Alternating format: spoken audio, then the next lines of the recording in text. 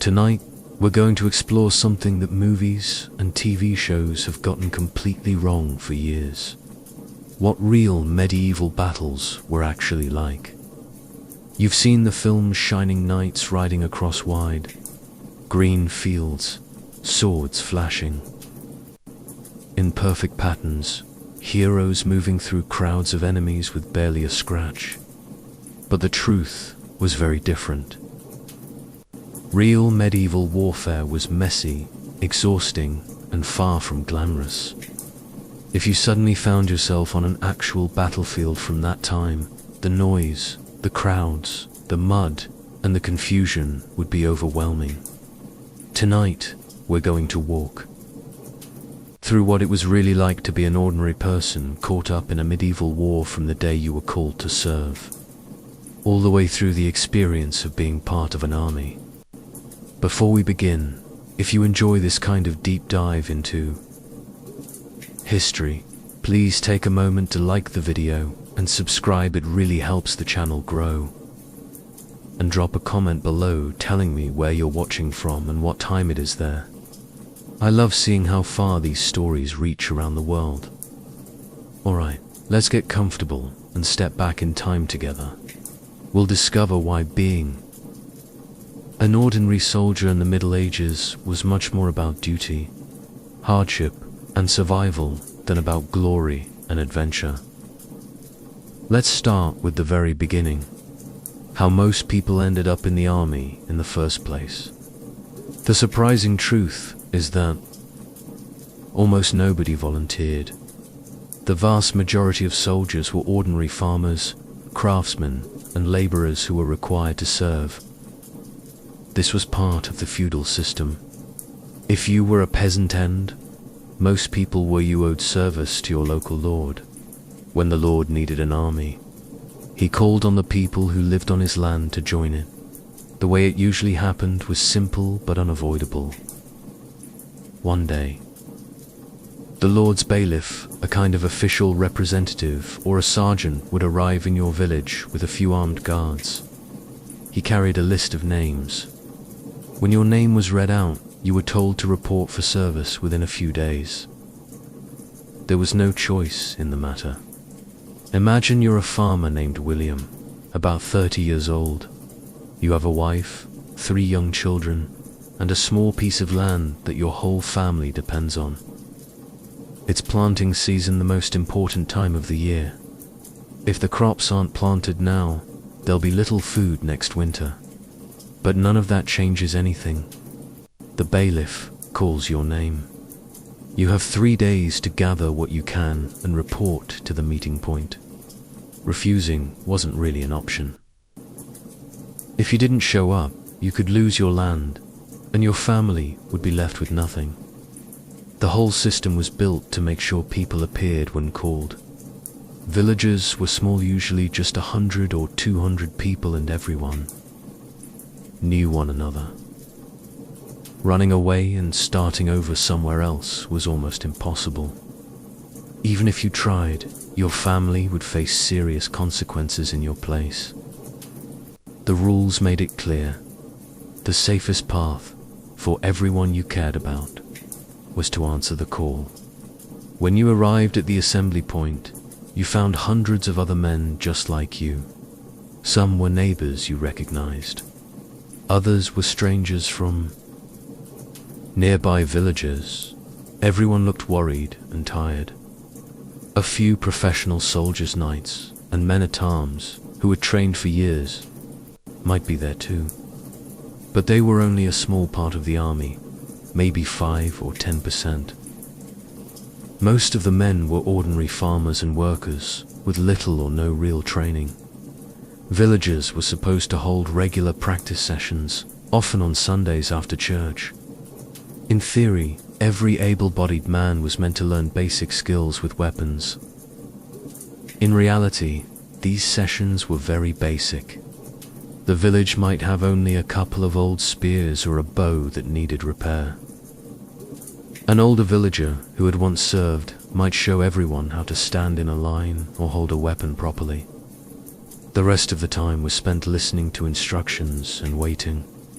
It wasn't serious preparation, and most men hoped they would never actually need it. Now you're part of a much larger army. Medieval armies weren't neat, uniform forces like modern ones. They were made up of separate groups, brought by different lords and nobles. The king had his own household troops. Dukes, earls, barons, and even bishops brought their own men from their lands.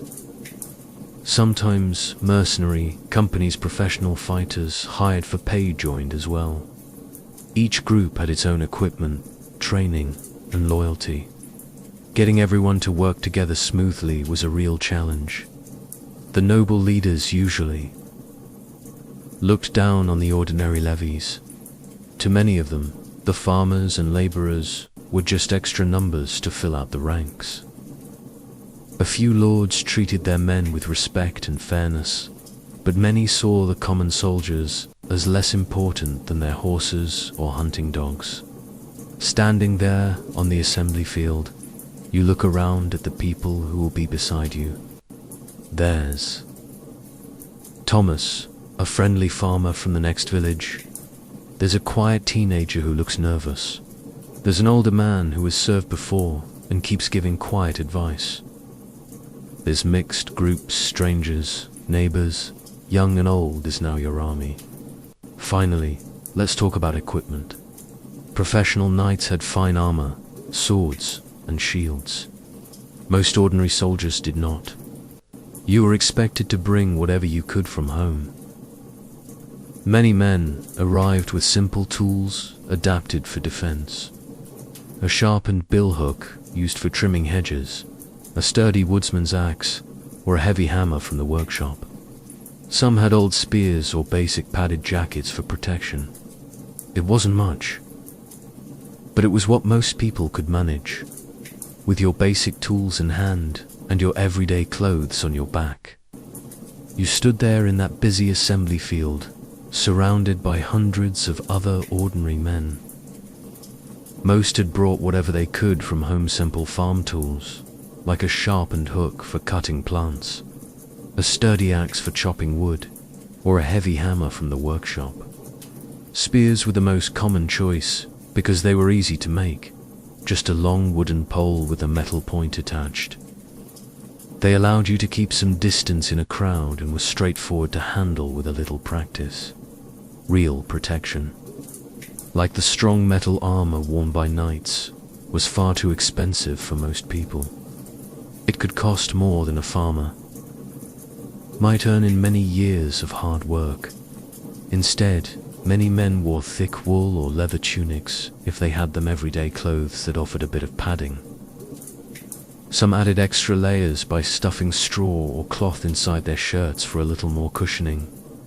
A few luckier ones, perhaps those with a bit more saved up, might have a padded jacket called a gambeson, made from quilted layers of fabric, stuffed with wool. It was warm, flexible, and could soften a strong bump or push, but even those were rare and often handmade. For head protection, creativity was key. Some men used boiled leather, shaped into a simple cap. It was lightweight and affordable. Others tied a metal cooking pot on top with straps, which might sound funny, but actually helped deflect light knocks. It was all about making do with what was available. As more groups arrived over the next few days, the field grew crowded. The experienced soldiers, those who had trained for years, watched the new arrivals quietly. The leaders on horseback gave orders through their sergeants, who passed along instructions clearly. Everyone was getting organized into larger groups, ready for the journey ahead. Food was another challenge right from the start. The army tried to provide supplies, but getting everything to everyone was tricky. Wagons sometimes got stuck, and food could spoil on the way. Each day, you might receive a portion of coarse bread made from basic grains and baked to last, and some weak ale or water to drink. It wasn't fancy, but it gave you energy to keep going. Occasionally, there might be a bit of cheese or dried meat shared around, though fresh vegetables were hard to come by. Then came the order to begin marching. This part of the story, the long journey to wherever the army was, needed as often. Skipped quickly in movies, but it was a huge part of life for medieval soldiers. Armies had to travel on foot, covering many miles over days or even weeks, and it required a lot of patience and strength. A typical day's march might cover 15 to 20 miles, depending on the group's pace. That doesn't sound too far at first. But remember, you were carrying everything you needed. Your tool or spear, a rolled-up wool blanket for resting, a small sack with any extra bread or personal items, and a leather bottle for water that could add up to 20 or 30 pounds on your back. For someone used to working on a farm, it was tiring but doable at the beginning. The paths weren't like modern roads. Many were just dirt tracks worn down by years of travel, bumpy when dry, with rocks and roots to watch for, and very slippery when wet. Rain was common in many parts of Europe, turning those paths into thick mud that made every step harder. Your shoes or boots, simple leather ones, tied with cords, would get heavy and soaked. Sometimes they'd wear out quickly from all the walking, and you'd have to wrap cloth around your feet or make quick repairs in the evenings with whatever thread you carried. Weather added its own challenges. On rainy days, wool clothes absorbed water and felt heavier, making it harder to stay comfortable. You'd dry off as best you could at night by a fire if one was allowed. On hotter days, the sun could make everyone sweaty and thirsty. So finding clean streams to refill water bottles was important. Rest stops along the way gave everyone a chance to eat, share stories, and look after their gear. Camp was set up each evening, tents for the leaders, simple blankets on the ground for most others. Fires were lit for warmth and to bake more. Bread if supplies allowed.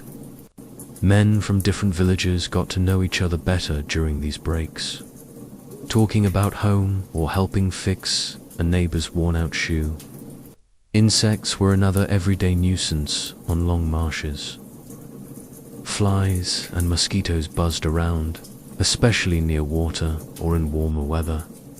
Everyone learned to wave them away or cover up as much as possible. Lice were common too, living in clothes and hair, no matter how carefully you tried to stay clean. They were hard to avoid in such close quarters. Staying healthy on the march took effort. Minor aches from all the walking, itchy bites, or upset stomachs from coarse food were part of daily life. Men helped each other out, sharing tips for wrapping sore feet or passing around a drink of water. The key was keeping moving together as a group, supporting one another through the tiredness. And that's where we'll pause again, somewhere along a long, muddy path, with miles already behind you and many more ahead. Learning just how much endurance an ordinary medieval soldier needed before even reaching the main gathering point. After many long days of steady marching, dealing with tired muscles, changing weather, itchy insect bites, and the occasional upset stomach from unfamiliar food or water, you and the others in your group finally start to feel a real sense of teamwork building. Men from different villages begin sharing tips that make the journey a little easier.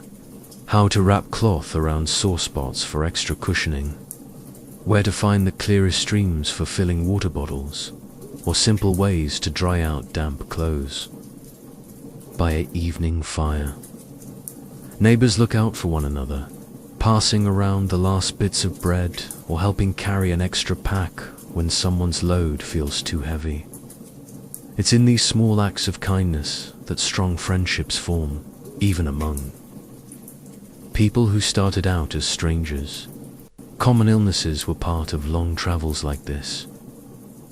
With everyone walking closely together and sharing the same basic meals, minor fevers or tummy troubles could spread quickly.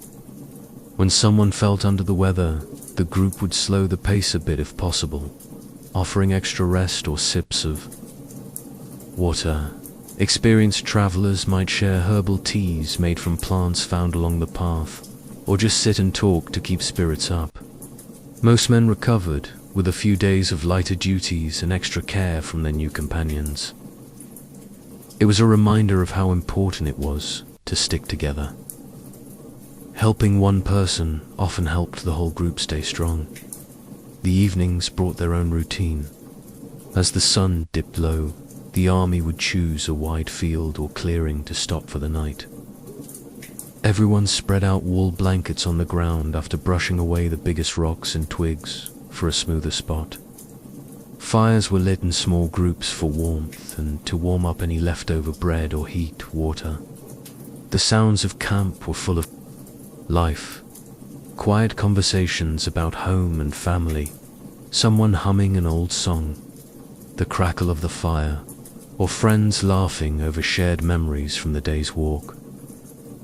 If rain came, men would huddle closer under shared blankets or prop up branches for simple shelters, turning it into a chance to tell stories and pass the time together.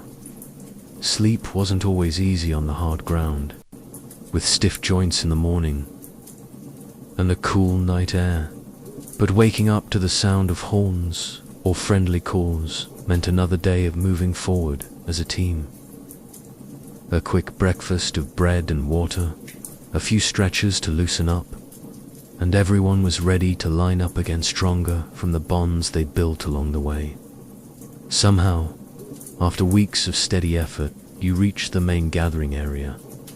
You're tired, your shoes are well worn, and everyone is leaner from the simple meals, but you've made it. Now the full army comes together, thousands of men from different regions, all joining for the same big purpose. Medieval armies were like large, extended families brought together from many places. At the top was the king or leading lord, surrounded by trusted advisors and experienced riders who planned the best paths and strategies. Below them were smaller groups, led by local nobles, each bringing their own neighbors and workers. Everyone had a role. The trained knights and professional soldiers shared helpful tips, while the everyday farmers and craftsmen brought practical skills, like fixing tools or finding good resting spots. Getting everyone to work smoothly wasn't always simple. People spoke different local dialects, or even completely different languages: English, Welsh, French, and others all mixed together. Command sometimes led to friendly confusion, but the army used clear signals everyone could understand: raised banners, drum beats, or horn calls that meant move forward, stop, or group up. Over time, men learned these together, turning mix-ups into chances to practice and laugh about later around the fire. Rules were strict to keep the huge groups safe and organized. Leaders made sure everyone stayed together, shared supplies fairly, and looked out for one another. Breaking rules meant extra duties or public reminders of how important teamwork was. No one wanted to let their friends down. In the days before any big gathering or movement, camp life became a busy community. Men spent time repairing gear, sharing stories, or listening to encouraging words from chaplains who reminded everyone of duty, home, and the value of sticking together. Merchants and craftsmen traveled along too, offering useful items like new cord for shoes or extra cloth for padding. The whole camp felt alive with purpose, people trading small favors, helping fix a neighbor's blanket, or joining in group songs to lift everyone's mood.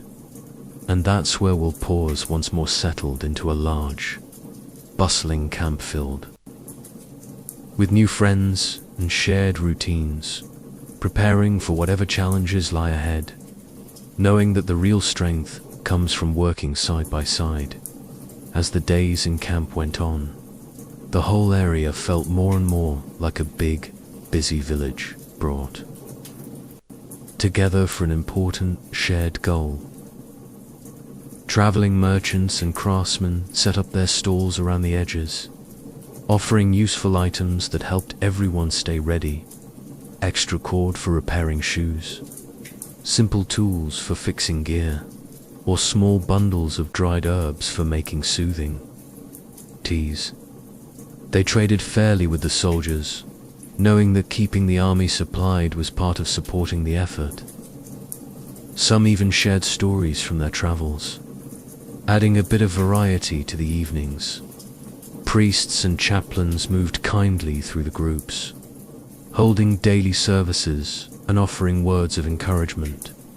They reminded everyone of the value of duty, faith, and looking out for one another. Many men found comfort in joining the group prayers or sharing quiet talks about home and hope. Healers and helpers were there too, ready to tend to sore muscles, minor aches from the long marches, or tired feet. They used clean clothes, basic ointments made from plants, and plenty of rest to help men recover quickly and stay strong.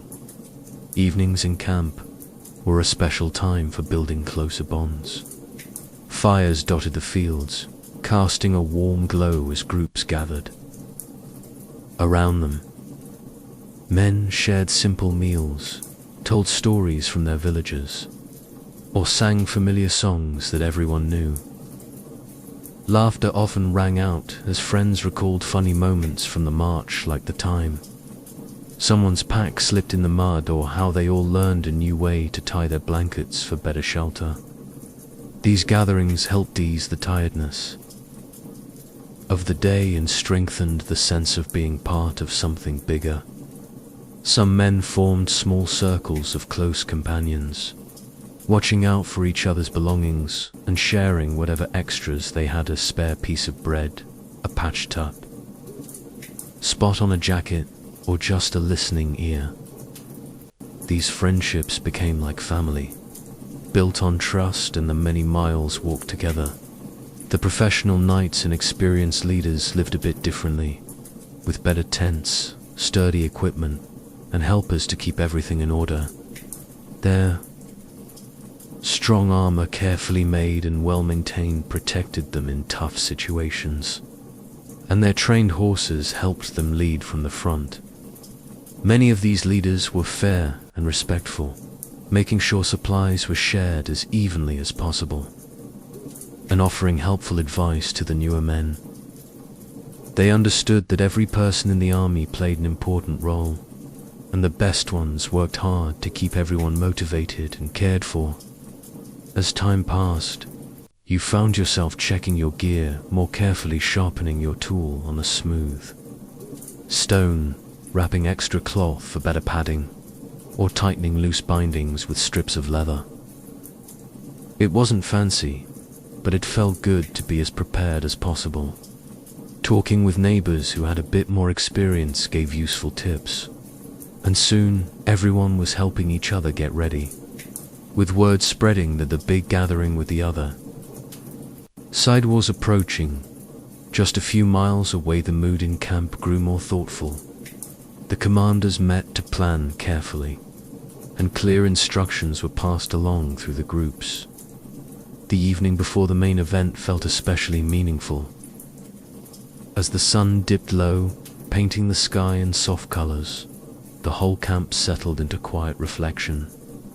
Priests led beautiful outdoor services, with thousands of men gathering peacefully on the grass. Songs of faith filled the air, and the words spoken were full of hope, reminding everyone of the importance of courage, kindness, and doing one's duty. Many men took time for personal prayer or quiet talks with friends, mending any small misunderstandings and sharing heartfelt words. Old neighbors hugged and promised to watch out for each other. New friends from the march spoke about how much they appreciated the support along the way. "You've been a true companion," someone might say, or "I'm glad we've shared this journey together." These moments brought everyone closer, turning worry into a shared sense of purpose and calm strength. Thoughts often turned to home, the familiar fields, loving families waiting far away, the simple joys of everyday life. It all felt precious, like a warm memory to carry forward. Sleep came slowly that night, with the stars overhead and the soft sounds of the camp settling down.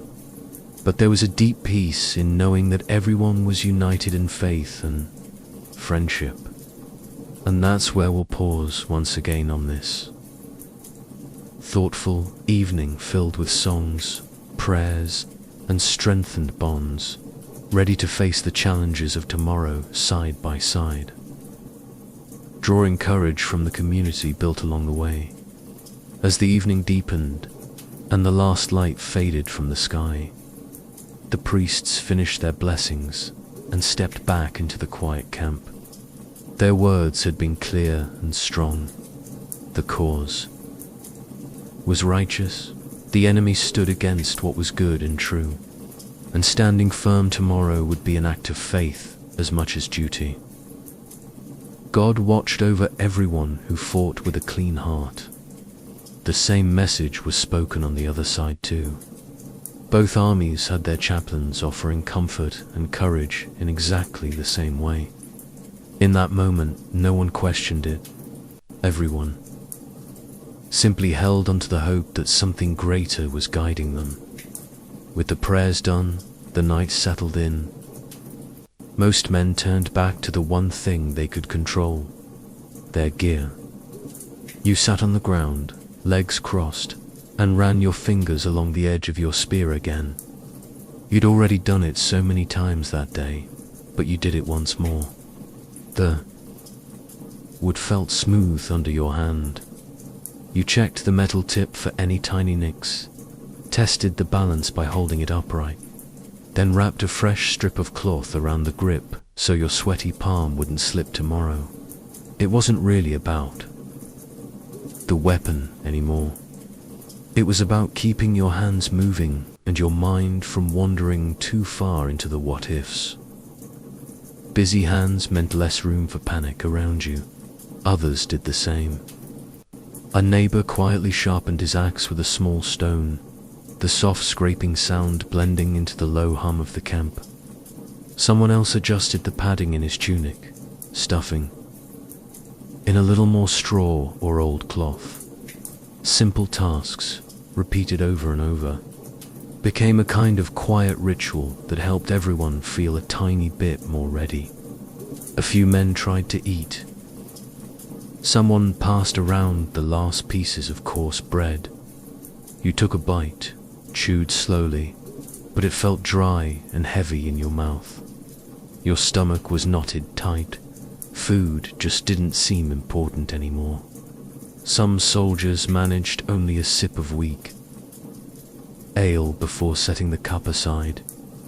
Others couldn't keep anything down at all. Anxiety turned their stomachs, and soon you heard quiet retching here and there in the darkness. No one judged. Everyone understood. The camp already smelled of smoke, sweat, wet wool, and earth. A little more didn't change much. Those who could, right, or who found someone who could, sat close to the small fires and dictated short messages home.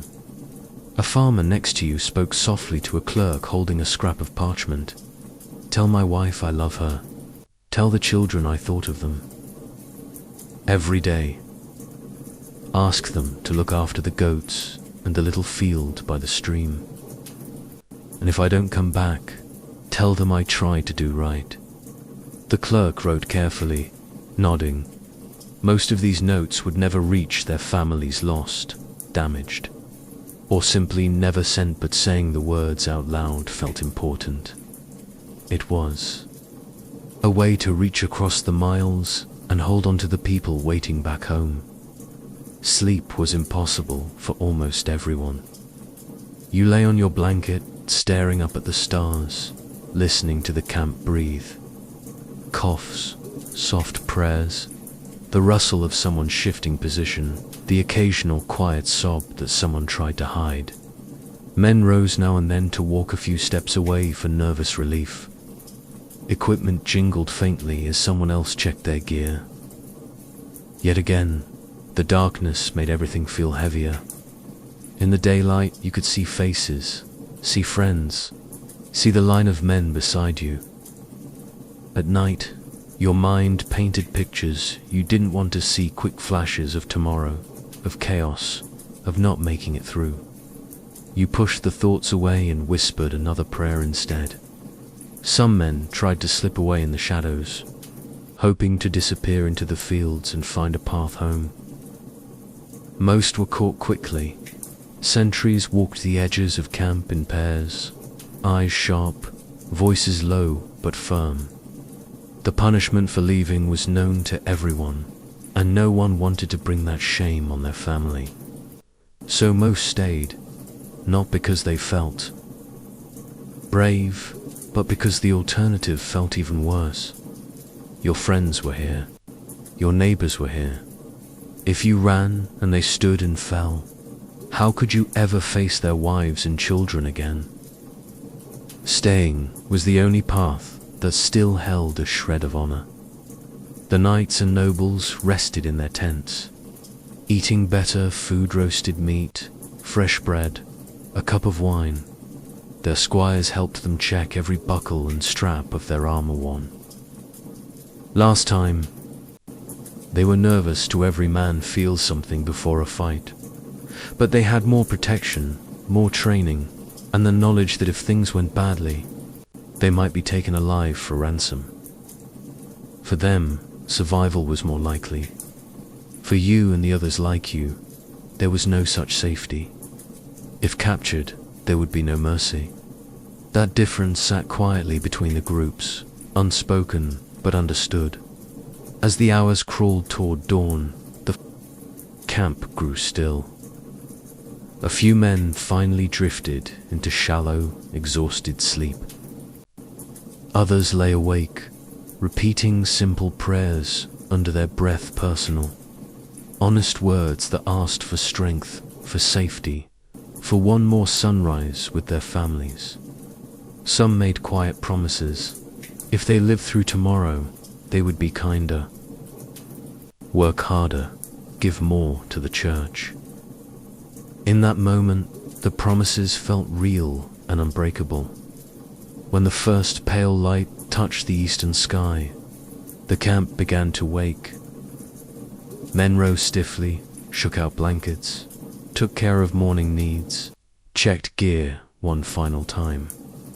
A little bread was passed around, a swallow of ale if anyone had it. Stomachs were too tight for much, but everyone tried. Then the sound everyone had been waiting for and dreading cut through the morning air.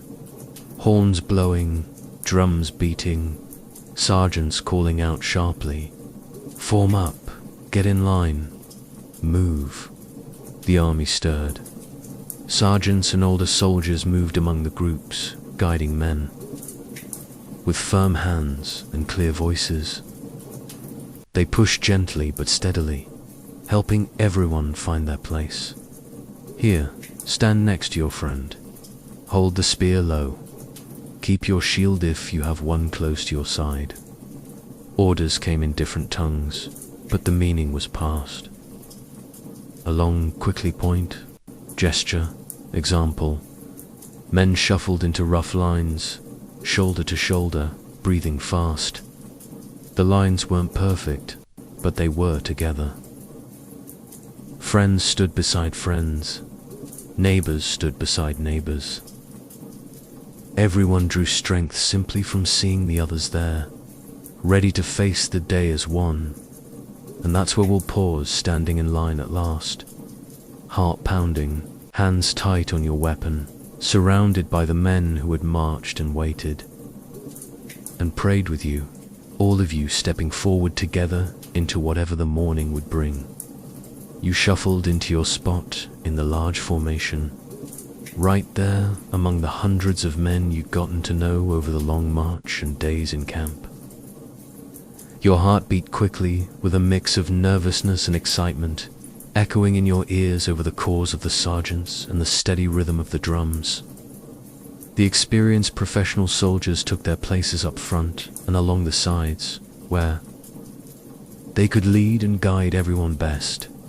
They moved with calm confidence, double-checking their tools and gear as if it was second nature after years of practice. You and the other ordinary farmers and workers filled in the center and back sections. Your role was important too, adding to the group's overall strength and presence, helping the whole line look solid and united. Medieval army formations could differ depending on the time and place, but they often followed basic ideas that emphasized working together. The setup was usually a long line, several rows deep. The front row held long poles or tools pointed forward for clear direction. The rows behind were ready with their own items, prepared to step up and support if needed, keeping the group flowing smoothly. The line wasn't perfectly straight at first. It shifted a bit as everyone adjusted, finding the best spot to stand. Strong without crowding too much. Sergeants walked along the back, offering helpful reminders to stay in place and work as a team. The spacing was close and cozy, with men standing shoulder to shoulder. If someone had a shield, it overlapped with the next person's for better unity. This closeness was on purpose. It made the whole group feel connected and harder to disrupt. You couldn't move on your own without coordinating with the others, which encouraged everyone to communicate and stay in sync. If you were fortunate, you ended up next to a familiar face, maybe a neighbor from your village or a new friend from the journey. That made things easier. You could share a quick look, a nod, or a quiet word of encouragement, reminding each other that you were all in this together. If not, you stood beside strangers who shared the same sense of purpose, or perhaps one of those steady, thoughtful men who seemed deeply focused, already picturing how the day would unfold in their minds. The air carried the familiar scents of the camp smoke from last night's fires, the earthy smell of wool tunics, and the fresh sweat of a busy morning.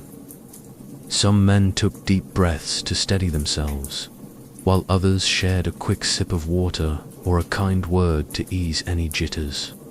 Around you, voices rose in soft prayers or familiar chants, like Hail Mary, full of grace, repeated gently as a way to find comfort and focus.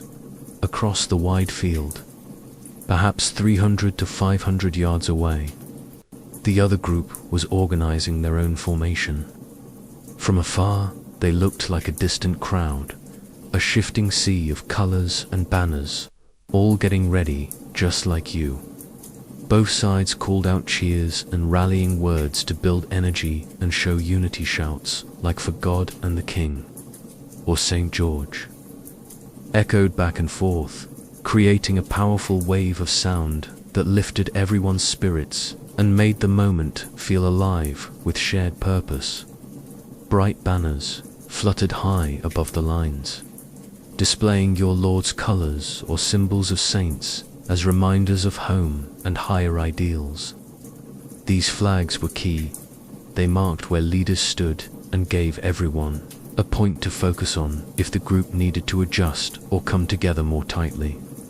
Drums started their steady beat, boom, boom, boom, vibrating through the ground and into your feet, helping everyone keep time and adding to the sense of rhythm and togetherness. The knights, sitting tall on their strong horses, gathered on the sides or just behind the main line, They looked impressive in their well-kept gear, ready to move forward at the right moment to add their speed and strength to the group's efforts. Until then, they waited patiently, a symbol of the coordination that made the whole army work. Archers, if your side had them, stepped to the front or edges. English longbowmen carried their tall 6-foot bows, crafted from years of practice that built their skill and endurance. French crossbowmen had their sturdy devices, reliable and strong.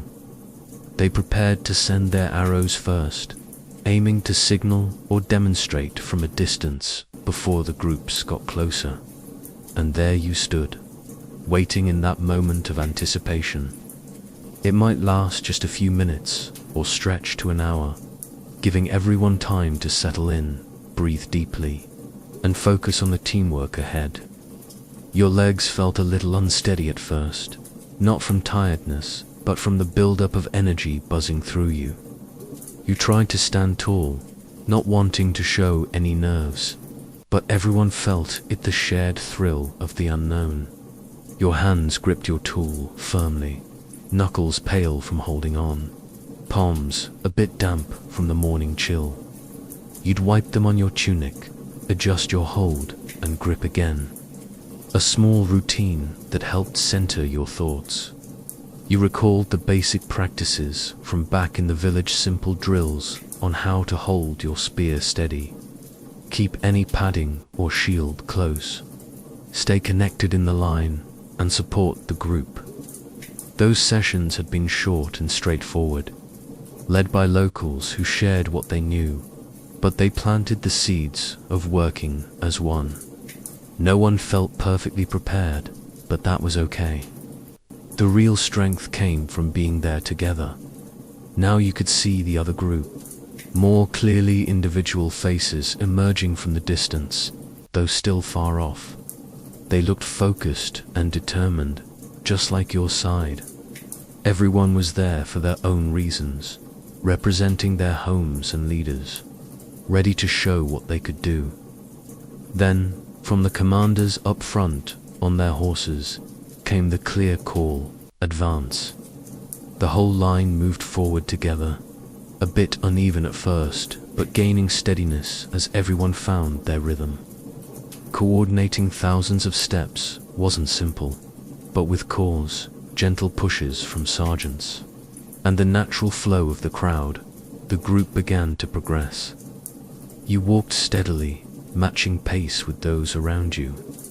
The ground was bumpy in places, marked by old paths and grassy spots, but you navigated carefully over roots, stones, and soft earth.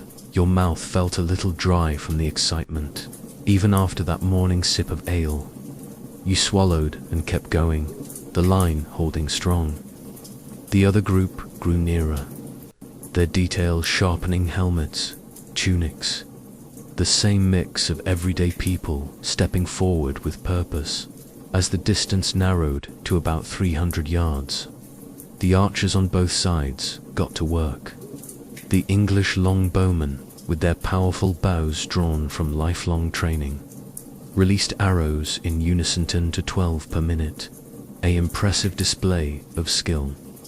The sound was unique, the creak of strings pulling back, then a whoosh as they let go, followed by the whistle of arrows soaring through the air like a strong wind rustling leaves.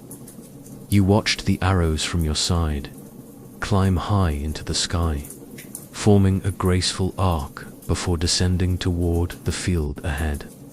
For a brief second, they seemed to pause against the clouds, casting faint shadows.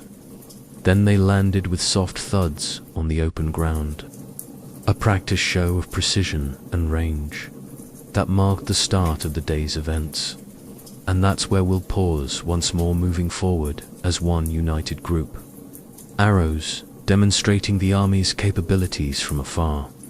Everyone focused on the coordination and teamwork that defined these grand historical gatherings, ready for the next phase to unfold together. You and the men around you kept moving forward together, step by careful step, holding the line as best you could. The arrows from the other side rose high into the air, a dark, sweeping cloud that seemed almost graceful for a moment, like birds wheeling against the sky. Then they began to fall. The first impacts came with sharp, solid sounds, arrows striking wooden shields with heavy thuds, others tearing through fabric and padding with quick, ripping noises. A few found their marks. A man 2 or 3 rows ahead of you suddenly staggered, an arrow buried deep in his shoulder. He made a short, surprised sound and dropped to one knee. The men beside him didn't stop. They stepped carefully around him, helping him stay upright for a moment before the press of bodies carried them onward. Another arrow struck a shield right next to you with enough force to make the whole line jolt. The man holding it grunted but kept it raised, steadying himself against the shoulder of the person beside him. More arrows came. Some men were hit in the legs or arms and cried out as they fell. Others took glancing blows that tore cloth and skin but didn't stop them from moving. The pain was sharp and real, but the fear and the momentum of the group kept everyone pushing forward. No one could pause. Pausing meant being left behind, and being left behind meant being left alone. The distance kept closing. 200 yards, then 150, then 100. You could see the other group clearly now, the shapes of their helmets, the colors of their tunics, the determined way they held their own tools and shields. They looked just like your ordinary people, caught up in something much bigger than themselves, doing their best to stay together. Some men in your formation couldn't take the pressure anymore. A few turned, trying to slip backward through the ranks. Sergeants and older soldiers were quick to react.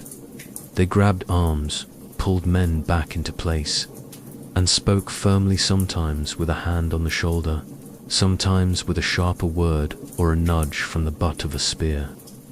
"Stay with us," they'd say. "We're stronger together." Most listened, most returned to their spots. The group needed every person to hold strong. Then, at around 80 or 70 yards, the arrows slowed and finally stopped. The groups were too close now, too dangerous to risk hitting their own side. The drums beat faster. The shouts from both sides grew louder, blending into one long, rolling sound that filled the whole field. It was loud enough to drown out almost everything else. Loud enough to push fear to the back of your mind for just a few seconds. 60 yards. 50. Your heart pounded so hard it felt like it might burst. Your legs moved on their own, carried forward by the rhythm of the men around you. 40 yards. 30. The front rows lowered their long poles, creating a thick wall of points facing forward. You weren't in that front row, but you could see it clearly, the bristling line of wood and metal, ready to meet whatever came next. Then both sides broke into a run. The steady walk turned into a charge. Everyone surged forward together, feet pounding the earth, voices rising in one final shout. The two lines rushed toward each other like rivers meeting. The moment they met was enormous. The sound hit first to deep, crashing roar made of thousands of bodies colliding, shields slamming together, spears thrusting, men shouting and gasping all at once. The front ranks crashed into each other with full force. You weren't at the very front, but the shock traveled back through the line like a wave. The men ahead of you stopped suddenly as they hit the other side, and you were pushed hard into them. Everyone behind you was pushed into you. In an instant, the whole group became one solid, heaving massed. Thousands of people pressed tightly together, moving only as much as the people in front allowed. This wasn't like the clean, open fights you sometimes imagined. There was almost no room to swing a weapon properly, no space to step back or dodge. It was a huge, crowded push bodies against bodies, shoulders against shoulders, everyone trying to hold their ground while the weight from behind kept driving everyone forward. Men in the very front rows used short tools, axes, hammers, daggers, stabbing or striking at whatever was closest. Longer spears were harder to use here, but some men managed to thrust them forward into the mass ahead, hoping to find a gap. The ground turned soft and slippery almost immediately. Blood and churned earth mixed together into a thick, dark mud. Fallen men, some still moving, some not, became part of the footing. You stepped carefully, trying not to slip, trying to keep your balance in the press. Sometimes your foot landed on something soft that shifted under your weight. You didn't look down. You just kept moving forward with the group. Through it all, the men around you stayed close. If someone stumbled, a hand reached out to steady them. If someone cried out, a quick word of encouragement came from a neighbor. "Hold on," someone would say. "We're still here." The line bent and shifted, but it didn't break. Everyone was part of the same effort, pushing, holding, supporting one another through the chaos. And that's where we'll pause, right in the heart of that tremendous meeting of two great groups, pressed together in the struggle, drawing strength from the people standing shoulder to shoulder with you. Every step forward, a shared effort to keep going. The struggle continued in that tight, heaving mass of men, everyone pushing, holding, and supporting one another as best they could. When you thrust your spear forward, it sometimes met resistance. The scrape and grind as the point caught against bone, sending a sharp vibration up the wooden shaft and into your hands. The man in front of you might let out a sharp gasp, a short cry, or nothing at all if the strike was sudden and final. Then the crowd's movement would carry him away, and another figure would fill the space almost immediately. Other times your thrust missed, completely glancing off a raised shield, sliding along a piece of rough padding, or cutting through empty air as someone shifted or fell. In that split second of imbalance, you felt the quick reply from the other side, a hard knock against your arm, a sharp tug at your tunic, or a glancing blow that left a stinging line across your shoulder. The pain flared bright and hot, but it felt strangely distant, as though your body had decided to save the full ache for later. You registered the hurt, knew you were bleeding somewhere, but the need to keep your feet planted and stay with the group overpowered everything else. The noise never stopped. All around you were the sounds of effort and strain, thousands of voices shouting encouragement, calling out to friends, crying out in pain or surprise. Metal rang against metal with sharp clangs. Wood cracked and splintered. Wet thuds came when something struck flesh. Men called names, mothers, brothers, God, sometimes in quick, desperate bursts, sometimes in long, broken sobs. The sounds blended together into one continuous roar that filled your ears and chest, drowning out almost every other thought. Dust rose in thick clouds, kicked up by shuffling feet, mixed with a sharp, metallic smell of blood and the earthy dampness of churned ground. Sweat ran into your eyes, mixing with grit, making everything sting and blur for a moment. You blinked hard, wiped your face with a sleeve when you could, and kept going. Time lost all meaning. A minute felt like forever. An hour might have passed in what seemed like moments. The world shrank to the space immediately around you, the shoulders pressing against yours, the men in front and behind, the steady rhythm of push and hold. You weren't fighting one person at a time. You were part of something much larger, single, living force, trying to move forward together, trying to stay whole. Then, without warning, something changed. You felt it first in the pressure. The constant, grinding push from the other side suddenly softened, just a little. The shouts from across the line shifted less fierce, more ragged. A banner somewhere ahead dipped and wavered, then fell. A ripple of movement spread outward. Men began to glance sideways, craning their necks to see what was happening.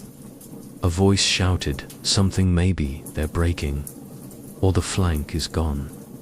And even if it wasn't true, the words carried, the change spread quickly. First a few men at the edges turned and began to back away. Then more followed.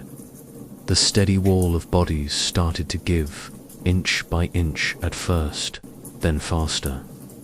Battle cries turned into cries of alarm, then into something closer to panic. The formation that had held so stubbornly began to loosen, then crack, then dissolve. When the break came, it came all at once. Men dropped their tools. Some threw down shields. Others simply turned and ran, eyes wide, mouths open in silent terror. The bonds that had kept everyone together, shared marches, shared campfires, shared prayers, vanished in an instant. It was every person for themselves now. If you were part of the group that held firm, the field suddenly opened up. The other side was no longer a solid wall. It was scattered figures sprinting in every direction. Horses thundered past as the knights and mounted men moved forward, their heavy animals carrying them swiftly across the open ground. The sound of hooves grew into a rolling drumbeat, then sharp, wet impacts as lances and swords found their marks. Men fell, tumbled, were lifted off their feet and thrown aside. Foot soldiers followed, moving quickly but carefully, helping one another stay safe in the sudden, open space. They moved among the fleeing figures, offering aid where they could, steadying a wounded friend, calling out to keep groups together. The pursuit spread out across the field, but it was never chaotic. The commanders shouted orders, keeping everyone aware of where the rest of the group was. If you were among those who had to run, the world became a blur of motion and fear. You sprinted with whoever was closest, sometimes a friend from the march, sometimes a complete stranger trying to reach the edge of the field.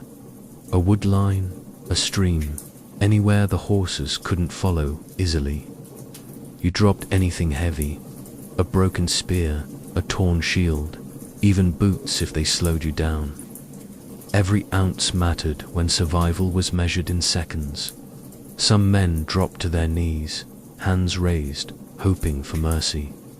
A few were spared, especially if they looked like they might be worth something to someone higher up. But most kept running, lungs burning, legs shaking, praying for just a little more strength, just a little more distance. The field itself had changed. What had been grass and earth was now a churned, dark expanse, marked by the traces of the struggle. Bodies lay where they had fallen, some still, some stirring weakly. The air was thick with dust, and the sounds of distant shouts, hooves, and the occasional cry. The numbers told their own story. The actual moment of collision, the pushing, the pressing might have lasted only an hour or two. And losses during that time were often fewer than people imagine. But once one side broke and the running began, that was when the toll grew heavy. The pursuit could stretch for miles, across fields and into woods, until the horses tired or the commanders called everyone back. And that's where we'll pause. On a field that had seen everything: courage, fear, effort, collapse, pursuit, and finally silence. The day's work was done, but the cost was only beginning to be counted. After the dust settled and the sounds of pursuit faded into the distance, the field grew strangely quiet. The chaos of the day gave way to an eerie stillness, broken only by the low groans of the wounded and the soft calls of those searching for friends. If you were one of the lucky ones who had stayed with the group, held your place, and seen the other side break first, you now stood on a field that had been completely transformed. The grass was gone, replaced by deep, dark mud mixed with everything the struggle had left behind. Bodies lay scattered in every direction, some still, some moving weakly, calling out in thin voices for help or for water. You and the others began the slow work of gathering together again. Friends looked for friends. Men from the same village called out names, hoping to hear an answer. If someone was hurt but still breathing, hands reached out to lift them, to carry them back toward the camp or to a safer spot near the edge of the field. Stretchers were made from shields and cloaks, or simply from linked arms. No one was left behind if they could be helped. The bonds formed during the long march and the long wait in camp proved their worth here. People refused to abandon one another, for those who had been carried off the worst of the fighting. The next hours were about simple care. Waterskins were passed from person to person. Someone with a steady hand would press clean cloth, or the least dirty piece of tunic they could find against a bleeding wound to slow the flow. Others built small fires to warm chilled hands and feet. Chaplains moved quietly among the men, offering prayers and gentle words, reminding everyone that they had done their duty and that they were not alone. The wounds themselves were often serious. A deep cut from an axe or a spear might leave a wide, ragged opening where muscle and skin had been torn apart. A hard blow from a hammer or mace could crack bone or leave deep bruising that swelled quickly. An arrow that had struck at an angle might leave a puncture that went deep, carrying dirt and threads of cloth inside. These were not the neat slices seen in stories, they were messy, painful injuries that bled heavily and throbbed with every heartbeat. Medieval people did what they could with the knowledge and materials they had. Experienced helpers, sometimes older soldiers who had seen this before, sometimes local healers who traveled with the army, would clean wounds as best they could using water from streams or boiled water if time allowed. They packed cuts with clean linen or wool to stop bleeding. For deeper wounds, they might try to draw the edges together with strips of cloth or thread, though the results were often imperfect. Honey, which some knew had a way of keeping things cleaner, was sometimes smeared over the injury before bandaging. Herbs like yarrow or plantain were crushed and applied, based on long tradition of what seemed to help. If a limb was too badly damaged, shattered bone, torn beyond repair, there was sometimes no choice but to remove it. This was done quickly and carefully by those with the steadiest hands. Several strong men would hold the person still while the cut was made as swiftly as possible. A hot iron or boiling oil was used to seal the end and slow the bleeding. It was painful beyond words, and many men fainted from the shock, which was, in some ways, a kindness. Those who stayed awake were given whatever comfort their friends could offer, someone to hold their hand, someone to speak softly to them, reminding them they were still here, still part of the group. Infection was the greatest danger. Wounds almost always became red, hot, and swollen within a day or two.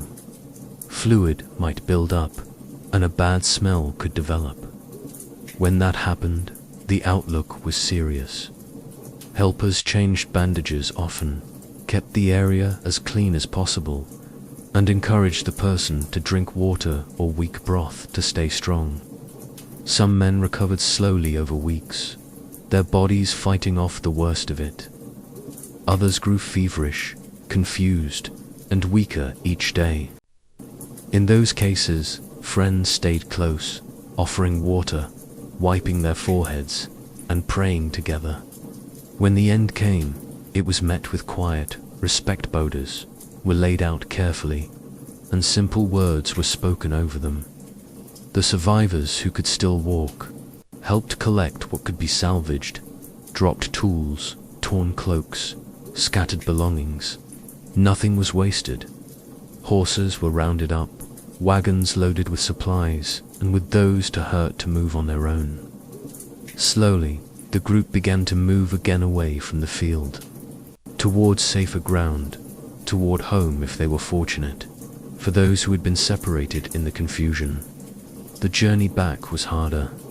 They walked alone or in small groups, following familiar paths, rivers, or the tracks of the army.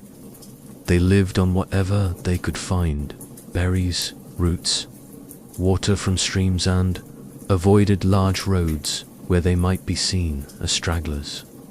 Many eventually found their way back to their villages, often weeks later, thin and weary but alive. Families who had waited with worry rushed out to meet them, embracing them, helping them inside, feeding them, and listening to whatever they were ready to share. The battle was over. The field would slowly heal.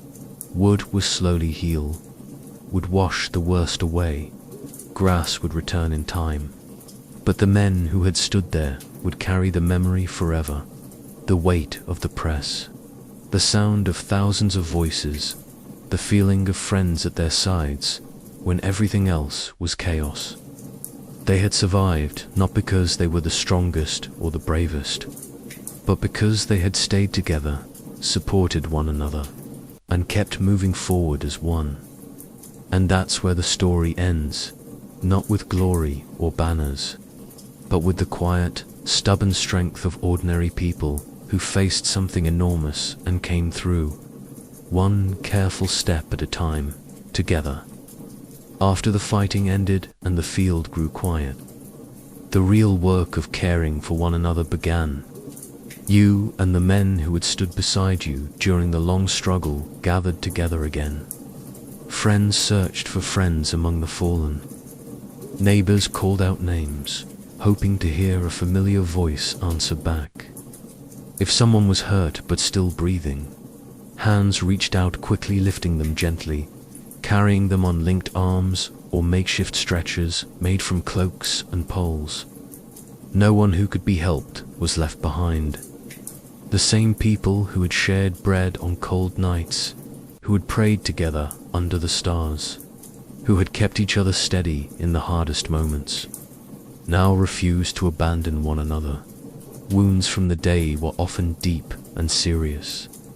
A heavy blow might leave a wide, jagged cut where skin and muscle had been torn apart. A spear strike could go deep, carrying dirt and threads of cloth inside. A hard strike from a hammer or mace might crack bone or leave heavy bruising that swelled painfully. These were not clean injuries. They bled heavily, throbbed with every heartbeat, and made even small movements difficult. The men did what they could with the knowledge and materials they had. Clean water from nearby streams was used to wash away as much dirt as possible. Strips of cloth torn from tunics or spare linen were pressed firmly against bleeding places to slow the flow. For deeper wounds, helpers tried to draw the edges together as best they could, using more cloth strips or careful tying. Some knew to use a little honey, which seemed to keep things cleaner than plain water alone. Crushed leaves from plants like yarrow or plantain was sometimes placed over cuts, based on long family traditions of what helped small hurts. Everyone worked together, someone holding a wound closed, while another tied the bandage, someone else bringing fresh water or holding a hand for comfort. If a limb was too badly damaged, bone broken in many places, or flesh torn beyond repair, there was sometimes no other choice but to remove it. This was done as quickly and carefully as possible by the steadiest hands available. Several strong men would hold the person still while the cut was made swiftly. A hot iron from the fire or boiling water was used to seal the end and slow any bleeding. It was extremely painful, and many men fainted from the shock. Those who stayed awake were given every bit of comfort their friends could offer: someone to hold their hand tightly, someone to speak softly and remind them they were still here, still surrounded by people who cared. Many who went through this survived, though recovery took weeks or months of rest, good food when it could be found, and constant care from companions. Infection was the biggest worry. Wounds almost always became red, hot, and swollen within a day or two. Fluid might gather, and a bad smell could develop. When that happened, the helpers changed bandages often, kept the wound as clean as possible with boiled water, and encouraged the injured person to drink as much as they could: water, weak broth, anything to keep strength up. Some men fought off the worst of it and slowly grew stronger. Others grew feverish, confused, and weaker each day. In those cases, friends stayed close, wiping foreheads, offering sips of water, speaking quietly, praying together. When the end came, it was met with quiet respect. The body was laid out carefully, simple words were spoken over it, and those who remained remembered the person as they had been: kind, part of the group, for those who could walk. The next task was gathering what could still be used: dropped tools, torn cloaks, scattered belongings. Nothing was wasted. Horses were rounded up. Wagons were loaded with supplies and with anyone to hurt to move on their own. Slowly the group began to move again away from the field, toward safer ground, toward home if they were fortunate enough to be heading that way. The journey back was long and hard, especially for anyone carrying injuries. Every step could hurt. Food was simple and scarce: berries, roots, nuts, whatever could be found along the path. Water came from clear streams when they could be found. When villages or farms appeared, small groups would approach carefully, asking for a little bread or shelter. Sometimes people opened their doors, remembering the duty to help travelers. Other times they were wary, having seen too many soldiers pass through before. But many still shared what they could: a bowl of stew, a dry place by the fire, a kind word. Some men traveled in small groups for safety, watching out for one another, sharing whatever they had. Others walked alone, following rivers or well-worn paths, resting when they needed to, pushing on when they could. Weeks or even months might pass before they saw familiar hills or the smoke from their own village. When they finally arrived, thin, weary, often limping families rushed out to meet them. Wives, children, parents embraced them tightly. They were led inside, fed warm food, given a place to rest. Stories were told slowly, only when the person was ready. The village gathered to listen, to offer help, to make sure no one had to face the aftermath alone. The field itself would slowly heal. Rain would wash much of it away. Grass would return in time. Years later, a farmer might turn up an old arrowhead or a rusted piece of metal while plowing, a quiet reminder of what had happened there long ago. But the men who walked away carried something deeper: the memory of standing shoulder to shoulder, of helping one another through the worst of it, of refusing to leave anyone behind. They had faced something enormous, not because they wanted to, but because they had to. They survived not because they were the strongest or the bravest, but because they had stayed connected, supported one another, and kept moving forward together, one careful step at a time. And that is the real story of ordinary people caught up in the events of their time. Not endless glory, not endless horror, but the quiet, stubborn strength of community, duty, and care that helped them endure and eventually find their way home. You walked the last few miles alone, or perhaps with one or two others who were heading in the same direction. The road became familiar, again the bend by the old oak, the low stone wall that marked the edge of the common field, the distant shape of the church steeple against the sky. Every step hurt, but it was a different kind of hurt now. Not the sharp fear of battle, not the grinding exhaustion of the march, but something quieter, heavier. You were almost home. When you finally reached the village, the first person to see you was a child playing near the gate.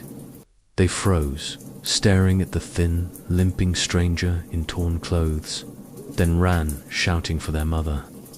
Doors opened slowly. Faces appeared in windows. And then your wife was there running, apron still tied, hands covered in flour or mud from the garden. She stopped a few paces away, eyes wide, searching your face as if trying to match it to the memory she had carried for months. Then she recognized you. She cried out your name and threw herself into your arms. The embrace was warm and fierce, but you felt strangely distant from it. Your body was there, holding her, but part of you was still somewhere else, still hearing the drums, still feeling the press of bodies, still smelling smoke and blood. Your children came next. They hung back at first, shy and unsure. The youngest didn't remember you at all. The older ones stared at the scars on your arms, the way you stood a little crooked, the way your eyes didn't quite meet theirs the way they used to. You knelt, tried to smile, tried to say the right things. They let you hug them, but it was careful, uncertain. The village gathered slowly. Neighbors came out. Someone brought a stool so you could sit. Someone else fetched a cup of weak ale. They asked careful questions. How was the journey? Did you see this lord or that battle? Is the war really over? You answered as best you could, short sentences, nodding, looking down at your hands. You didn't tell them about the things that replayed behind your eyes every time you closed them. You didn't tell them how sometimes a slammed door made your heart leap into your throat. You didn't tell them that the smell of roasting meat now turned your stomach because it reminded you of burning flesh on a battlefield. You had come home, but home didn't feel the same. Your body had changed. You were thinner than anyone remembered, cheeks hollow, arms ropey with muscle and scar. The wound on your leg had healed crooked. You walked with a limp that made children stare. The cut on your arm had closed into a thick, twisted line of scar tissue that ached when it rained. Your ribs, cracked long ago, still caught when you breathed too deeply. Sleep was never restful. You woke in the dark, heart racing, convinced for a moment that you were still in the line, still waiting for the next charge. You'd sit up gasping, and your wife would reach for you, whispering that you were safe, that it was over. You'd nod, but the shaking wouldn't stop for a long time. The smallest things could set you off. A child dropping a wooden bowl sounded like a shield clattering to the ground. Thunder rolling over the hills made you flinch and look for cover. The ring of a hammer on an anvil sent your hand reaching for a weapon you no longer carried. You tried to hide it, tried to laugh it off, but your family saw. They learned to move quietly around you, to speak softly, to avoid sudden movements. They loved you, but they were careful with you, the way people are careful around something that might break. Work was hard. The fields still needed tending, the animals still needed feeding, but your hands shook when you tried to use a hoe or a scythe. The old rhythm was gone. Planting a crop, waiting for it to grow, planning for next winter, it all felt distant. Almost childish after you had watched entire armies disappear in a single afternoon. Some days you managed a few hours in the field. Other days you sat by the hearth, staring at nothing, while your wife and children quietly did the work you used to share. You weren't alone in this. Other men had returned, to some limping, some missing fingers, some carrying the same quiet weight in their eyes. You found each other in the evenings. A few of you would sit outside the tavern or under the big tree by the common, passing a jug of ale, saying little at first. Then someone would mention and name a friend who hadn't come back. Another would nod and add a detail. Slowly the stories came out, not in loud boasts, but in low voices, the way people speak when something is too heavy to shout. You didn't need to explain much. The others already knew. Some turned to drink more than was wise. Ale dulled the edges, quieted the dreams for a few hours. Others found comfort in small routines, tending a garden, carving wooden spoons, sitting in the church at quiet times when no one else was there. Faith was complicated now. You still believed, how could you not, after praying through nights you thought would be your last? But the promises felt different. You no longer expected answers. You simply asked for strength to get through another day. Your family never stopped trying. Your wife learned when to leave you alone and when to sit close without speaking. Your children brought you small things of flour, a smooth stone from the stream, trying to reach the Father they have. They grew up seeing a man who had been changed by something they couldn't understand, and they learned to love him anyway. Years passed. The limp never quite went away. The scars faded but never disappeared. The nightmares grew less frequent, though they never vanished completely. You told your grandchildren a few stories when they were old enough, carefully chosen ones, about long marches and campfires and friends who shared their bread. You left out the rest. Some things are better carried alone, and in time, the village came to accept the new version of you. You were the man who had gone away and come back. You were the one who sometimes stared too long at nothing, who flinched at loud noises, who sat a little apart from the rest on feast days. But you were also the one who helped rebuild the mill after the flood, who taught the boys how to hold a spear properly just in case, who always had a kind word for anyone who was hurting. You had survived not because you were meant to, not because you were special, but because you kept going. One day at a time, one breath at a time, surrounded by people who, in their own quiet way, refused to let you go. That is how the story really ends. Not with banners or songs or glory, but with an ordinary man, scarred and weary, sitting by his own hearth on a winter evening, listening to the wind outside, feeling the warmth of the fire, and knowing finally, deeply, that he had made it home.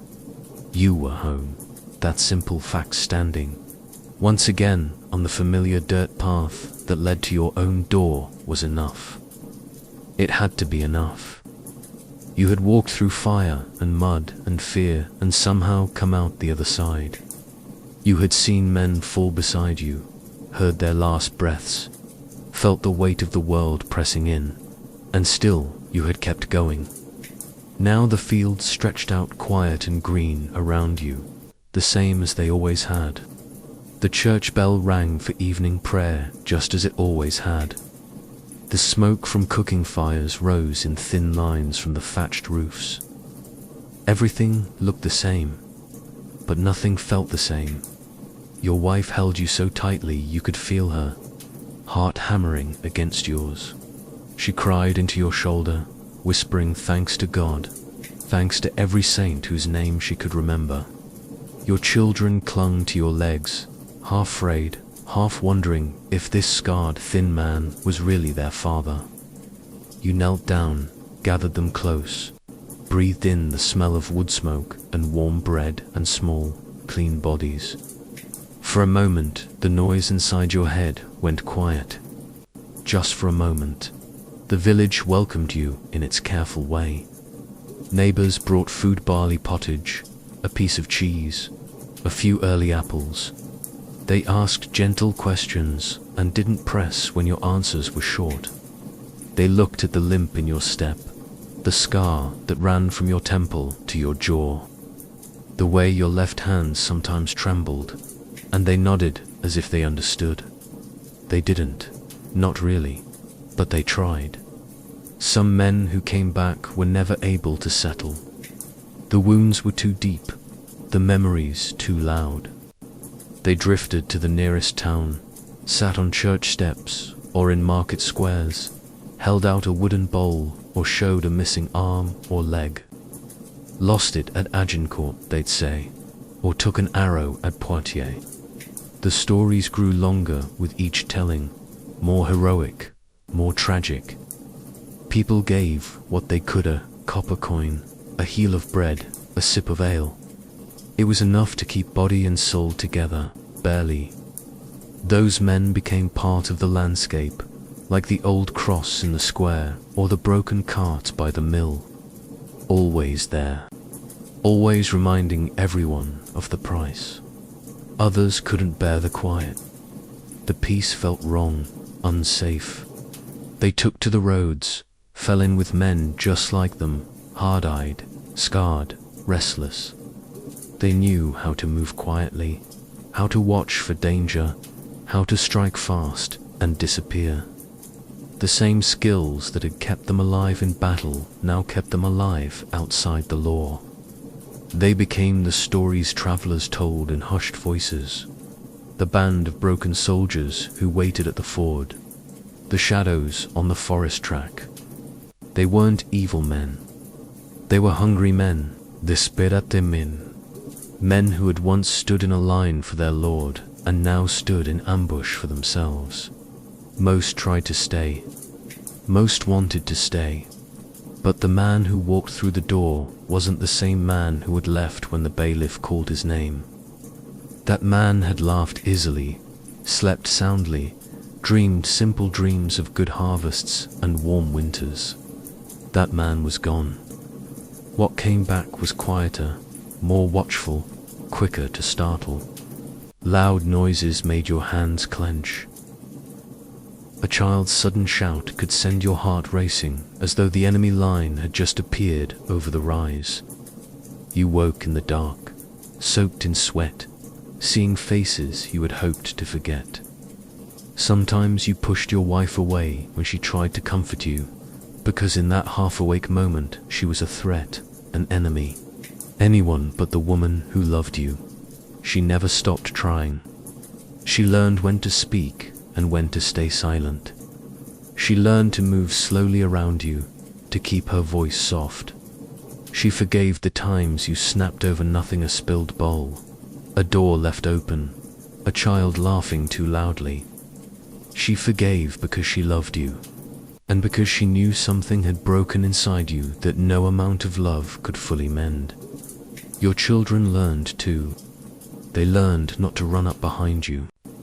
They learned to wait until your eyes softened before climbing into your lap. They loved you, but they were careful around you.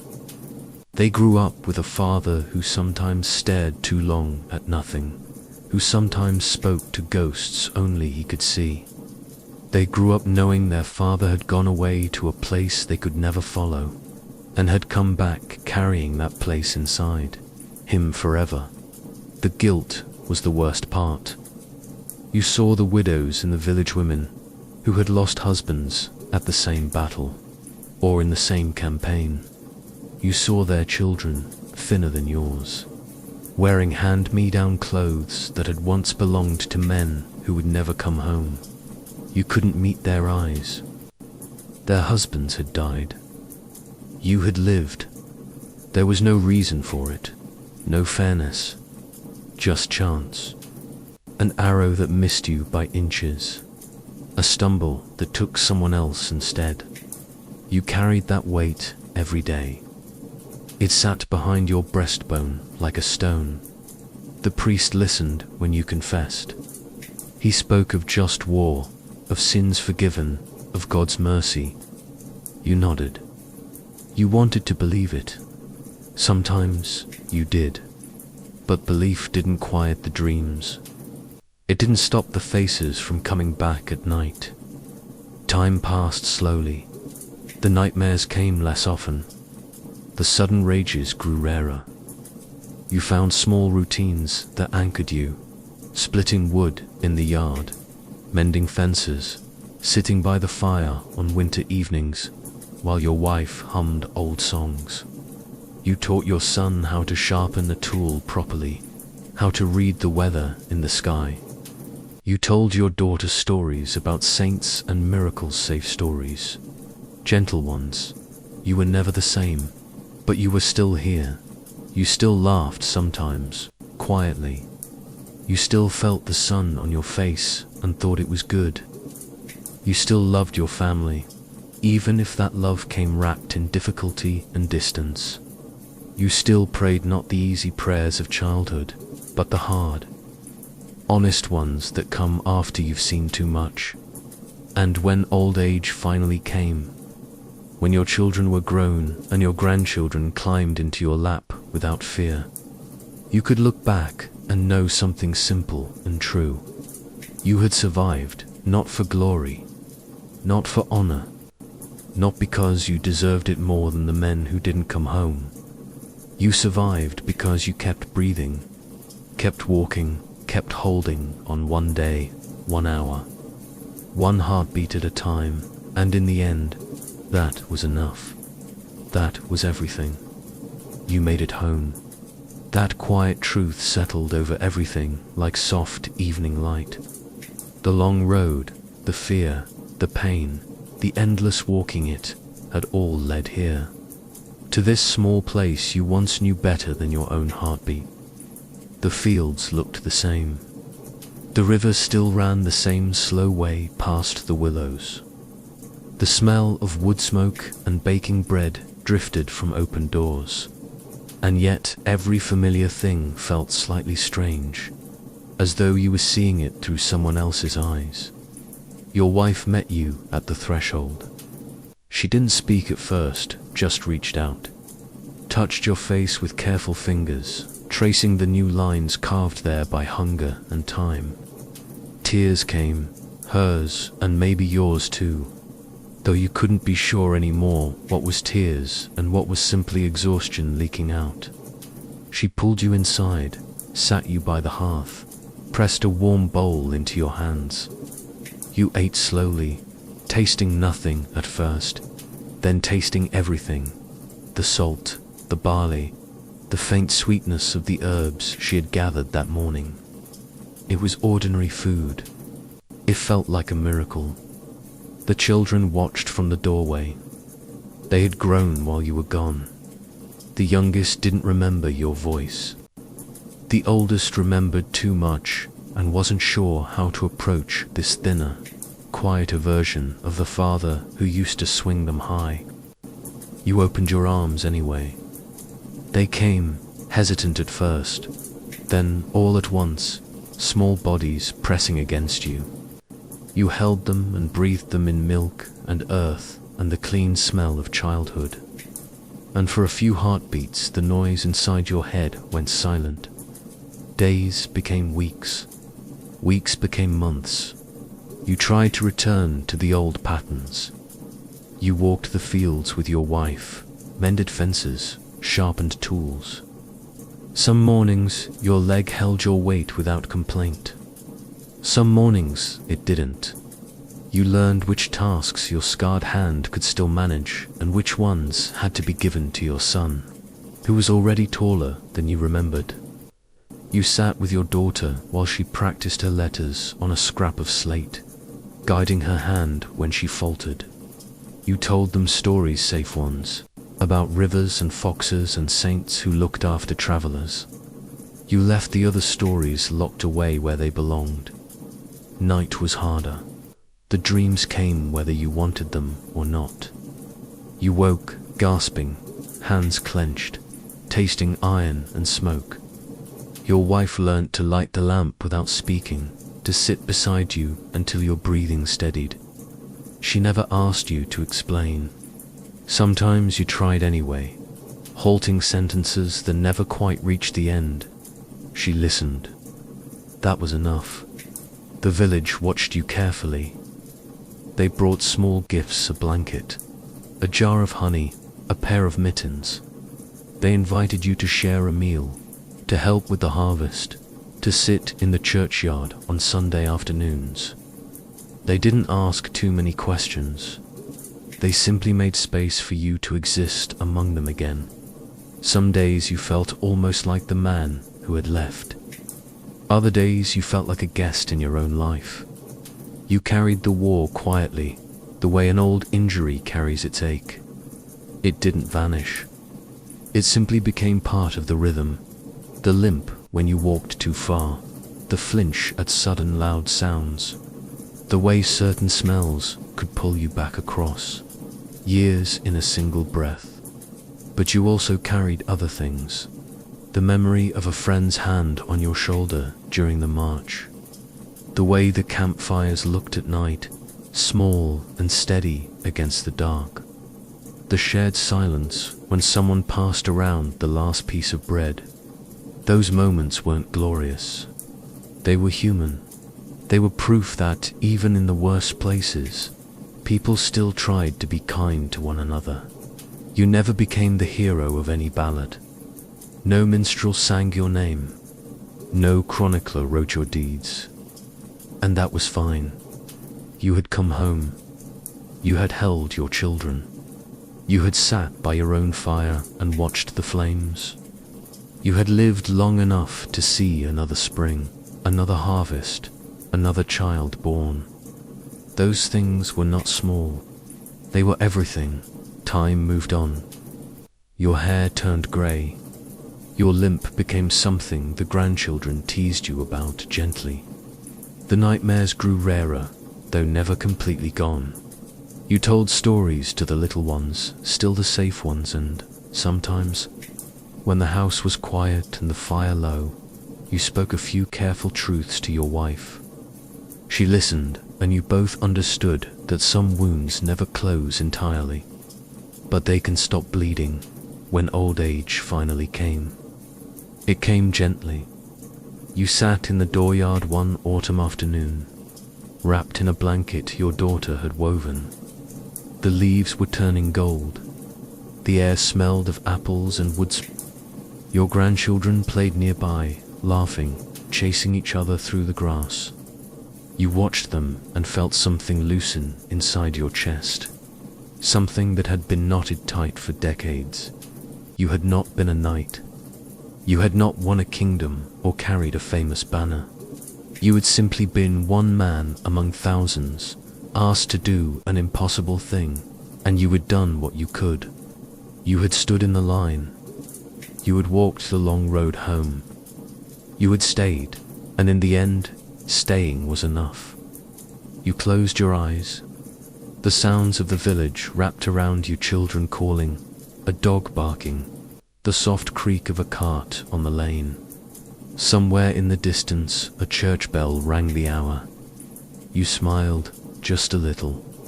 The war was finally over, and you were home.